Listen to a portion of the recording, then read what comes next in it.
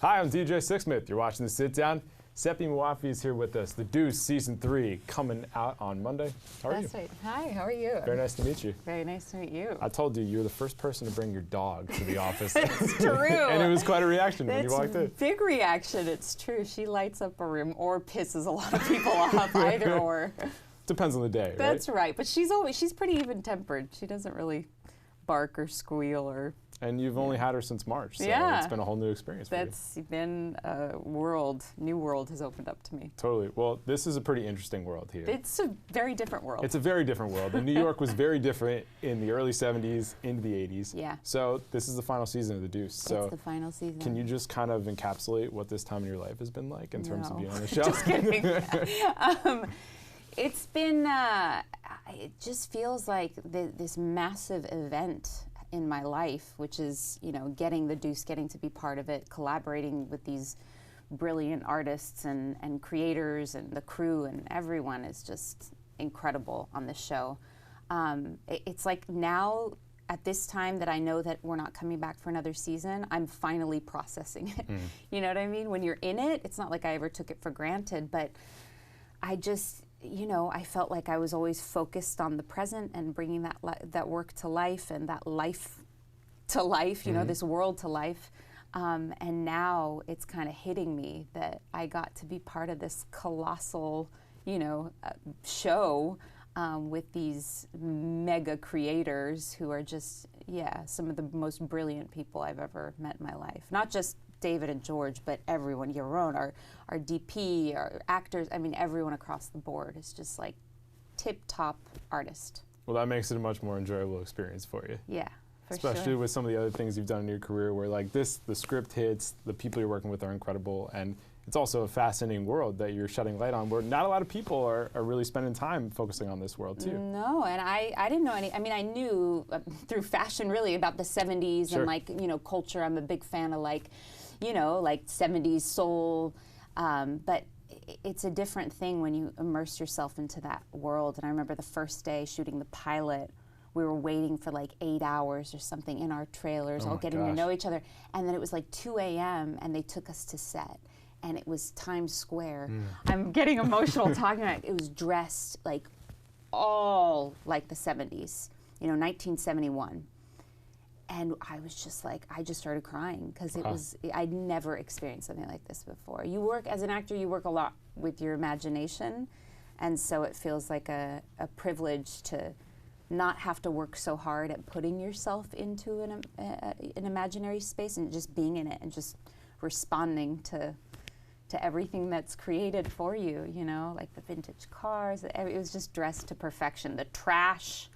Yeah. It's pretty crazy how they can dress things up like that, and then it immediately puts you in that headspace to be focused on that time period too. And they're so detail-oriented. Yeah, David you and George, have to be. Yeah, George in particular would come into our rooms before with every character and make sure everything was authentic. Everything told the story we were telling. So working with that level of artistry and attention to detail is inspiring, you know? Definitely. Yeah. So you had a nice little runway here to work out Loretta and really just get to know her and get to know what she would say too. And you were telling me even off the script what she would say. Yeah. So when did you really feel comfortable with knowing her voice and who she was?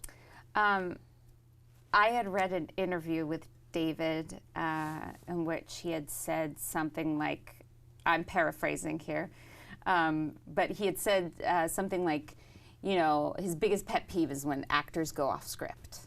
Like when actors improvise or like, you know, kind of paraphrase what he has to say. And so I was and I come from a theater background that I pay close attention to You're the text. a stickler for the script. Totally. Yeah. But I, especially for this project, I was just made sure that I was saying exactly what they wanted. And then by season 3, somewhere around episode 3, I think 2 or 3, because I always improvise, like, you know, I always say like 80% of the text is in your head and 20% is on the page because it's all the thoughts that go on in between. So I'd improvise in my head a lot, but then I started noticing certain things that like characterize the way that, like punctuate the way that she speaks would come out. And I'd be like, oh shit, I'm going off book. And, you know, they'd be like, no, that's right. So it was cool to feel like I was in it always felt like a true collaboration, but at that point it felt like a deeply true collaboration. Yeah, definitely, and it's great that you had that experience, but I'm sure there were certain challenges that you faced along the way with portraying this character. So just give me a couple of them here. What were some of the biggest challenges?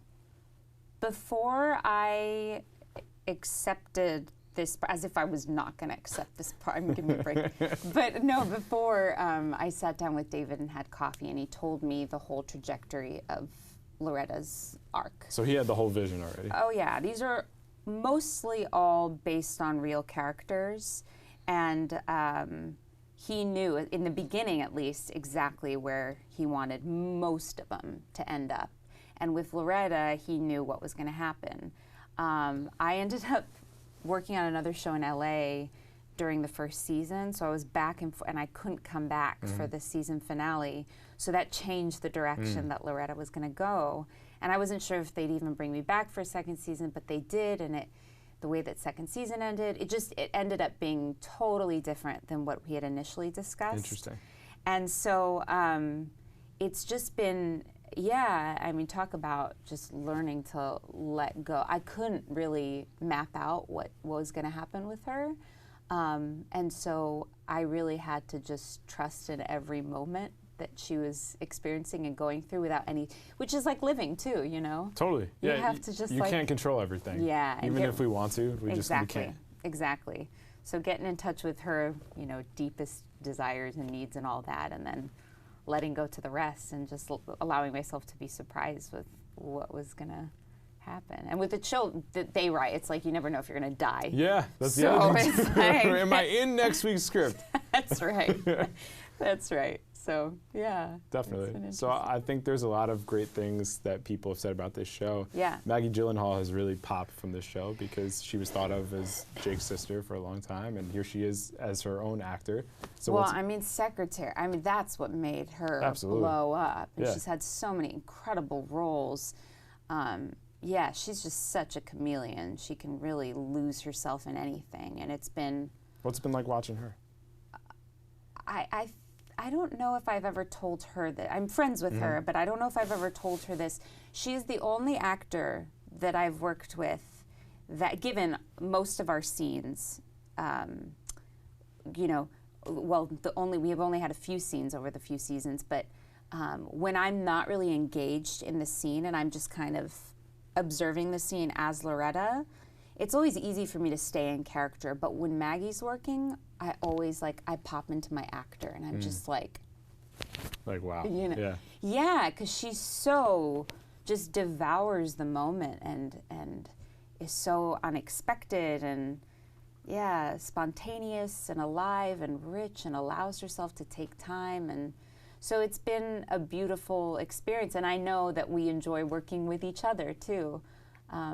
And so that's been nice, the little scenes that we've had together to just share, you know, our characters share the space. And yeah, she's phenomenal. That's awesome. So who are some other people that have really just blown you away in your career, whether it's on the stage, the opera thing, you know, on screen? Like, who are some people who are just like, wow, this is awesome? Yeah. Oh my gosh, really? There's so many. What pops to mind is I was talking to David and Maggie last night about this production of La Traviata. I started an opera, and this production from 2005 in Salzburg of La Traviata with Anna Netrebko and Rolando Villazon, directed by Willie Decker. And in 2005, Anna and Rolando were just like on fire. Their careers were just, and they do a lot of stuff together. And opera, in my opinion, is not always, doesn't always move me. There's always something that I feel could be adjusted, whether it be the acting or the approach. You're a stickler, you really are. You're striving for perfection. Well, perfection doesn't exist, but truth, you know? And that's important, especially in art. Yeah, and you feel that with them. And that doesn't mean playing small and, you know, I don't think that film or TV is, you know, more authentic of a human experience than dance or opera. But you do feel like artists like Akram Khan and Rolando Villazon and Ana Trebko and Maria Callas is another opera singer, Teresa Stradas. Edie Falco is another person that, and Jim Gandolfini. They were watching The Sopranos was a big reason why I, was turned on to television. I mean, that's an all-time great show right there. Totally. And we have Michael Gandolfini on the show, who's a phenomenal actor himself and is just blowing up. Yeah, it is pretty cool to see what he's doing now, too. Yeah, he's a dear friend. And it's just an amazing time for TV, too, because like even when The Sopranos started to think what HBO was, where HBO is now, and also all the different streaming platforms, like you're jumping into the L Word on Showtime, which is going to be really cool. So like I'm sure you're just trying to feel like, all right, how do I adjust to this, and like where am I going after this? I don't even know. Totally. It's interesting though, because now that there are more roles and opportunities, it's given me the allowance, given myself the permission to dream even bigger, and I never thought that television was a thing for me, not because I wanted to be on television and it just like, it wasn't in the cards for me, but because I just never saw many people that looked like that who were not playing, small parts. And I was also an opera singer and then went into theater, and I was kind of game for anything when I graduated from grad school. But then when I started getting the television work, I still didn't really, again, like it wasn't like I wanted to be a TV star or anything. But now as I see more and more cultures are being represented, there's more diversity in casting, there's more, that people are empowered to speak up more. It's made me feel more bold in my goals as an actor. Yeah, that's really cool. Exciting. Yeah, because there's an opportunity, and we're creating our own opportunities too. Right, because you grew up and there weren't faces like this that you were seeing on your TV. And even when you started in the business, there weren't leading faces like this on your TV. That's that operative word. It's leading faces. Because it's just in the background. Like the hot Latina or like, the drug dealer. It's just like very stereotypical the roles. Terrorist. It's like, that's not our experience, especially living in New York City. That's not our experience of day-to-day life. No, it's not representative of what the city looks like. No. Yeah. And that was another thing that was so appealing about the L Word, because Marja Lewis Ryan, who's a playwright originally, she's a phenomenal writer, thinker, artist, and she, in our early conversation, she told me the reason why Gigi is Iranian is because most of Los Angeles is Iranian. You never see that in shows, and so that's exciting for me to play a queer Middle Eastern, let alone Iranian woman on television. Yeah, that's totally different than what we've seen. I don't know of another, and I'm not saying it hasn't been done, but I just, in my research, it hasn't come up. So that's really exciting for me. And it's authentic, it's what we all know, but we don't talk about or show about in TV. Right, because the people who are making those decisions are not ones who necessarily can relate to that experience. Or want to relate, or think that experience but we need sells. To. Totally. Yeah, and it does sell. I'm a big believer in you need to give those stories the platform. Totally. Because we've seen all these different types of stories that have been successful. Orange is the New Black a few years back. Like, there wasn't a show like this. Netflix is like, let's go for it. But also, that show was denied by a bunch of different networks. Exactly. I mean, so many of the great philosophers and writers and, all across the board have just constantly faced rejection ad nauseum. It's like you have to, I feel like that's the most important thing about this career. Doesn't matter if you're a director or a writer or an actor or whatever. It's just the constant rejection. A lot of failure, rejection. A lot and of dealing with that properly. Yeah, and like instead of thinking, oh, why is this happening, or making excuses for why it happens, like finding the lessons and finding how you can just be more you in all of it. Yeah, because you've been doing TV for what, like a decade, almost a decade? Oh, wow. It's only been end of 2013. Okay. So I graduated 2013. Gotcha. And started working. But even still, like along the way, you've gotten parts. There's certain parts I'm sure you haven't gotten. And then no, I've gotten every part I've auditioned. Everything ever? Everything ever. Never said no one time. That would be the first of all time. That's never rejection. I don't know anything about it. But then you hit on something like this, you hit bingo, on jackpot. Boom. Yeah. The L word, that opens up as well. Yeah, And totally. Like, that's something that people are definitely excited about. That's right. And starting out, you never know really, or maybe some people do, but you know, you just want experience. You just want to work. And then the more you do it, the more you realize. Like I knew that HBO was a family that I wanted to be part of.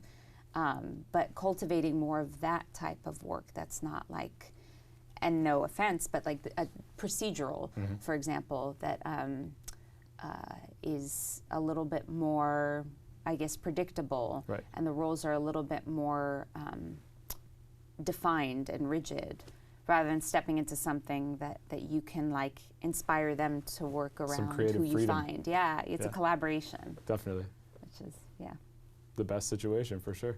Yes.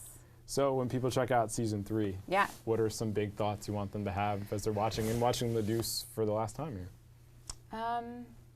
I think since we start at the end of 1984, episode 1 hits 1985, like New Year's Eve. I think it's a really interesting time because so much of the 80s started to define who we are today. Yeah. With technology, with, you know, videos and pornography on videos and accessibility and, you know, the Reagan administration, not to go too deep into politics. But no, a lot of stuff going on there with the war on drugs. A lot of seeds were planted then that have fully sprouted today. And so it's interesting because it's far back enough, like 71 for me was like, whoa, another world. Right, a whole lifetime ago, right? Yeah, but 85 is like I'm a child of the 80s, you know? So, I mean, I was born in the 80s, and so I didn't like get to experience the 80s really, but it's still like, it's interesting because it's far back enough for me to have a vague sort of like, I don't know, visceral experience about connection to. It's not so far off that it's like, oh yeah, that feels like another lifetime ago. And so yeah, I think it's really interesting to view it with the modern glasses, you know, and see how that has affected our world today. I think it's one of the most fascinating things we can do right now because 2019 glasses in 1985, we think to ourselves, why was this a thing? Or why was this allowed? Or how in the world did this happen? Yeah. But then you also put it in context and you start to think about what that world was like. And you start to understand some things. Yeah, definitely. And we're so involved with this thing. You know, and this thing that it's so. I mean, I think about this on set sometimes, or a lot. We're all always on our phones, whether it be work or reading stuff, or on the train. People used to read newspapers and books and connect with people on trains. Look people in the eye. Yeah. It's so easy to forget that we weren't always glued to our devices and our screens and the constant, like, you know, stimulus around us. The constant interference of technology. That's right. Yeah. And this is the brink of that flashy when it's all starting. Times Square, Totally. Yeah. Well, good deal. Yeah. Seppi, thanks so much. Thank you. Check her out, The Deuce Season 3, Monday on HBO. Seppi, I'm DJ. See you next time. You're on The Sit Down.